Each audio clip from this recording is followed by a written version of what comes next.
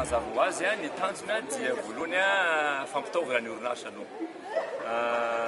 Ny orinasa matanjaka no afaka mividy camion vaovao double affaire io.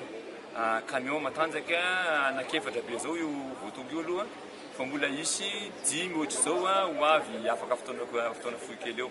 Zany hoe raha totalina zany dia tokony isy camion folo toy izao ho azon'ny poche malagasy atoato anampy an'ireto enina manampy an'ireto efa efatra andro reto zany. Ny inona tena tanjona dia mazava ho azy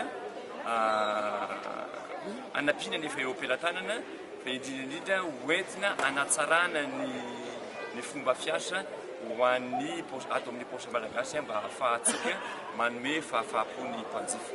Ny tanjona dia izay fanomezana fahafahampon'ny mpanjifa ka rehefa tsara ny fitaovana hoentina miasa toy izao raha fitaovana vaovao ohatra izao no hoentina miasa dia mazava ho azy fa ny mpanjifa mampiasa ny poche rapide, ny mpanjifa mampiasa ny EMS no tena mahazo ny tombotsoa sy mahazo ny fahafahampo voalohany indrindra.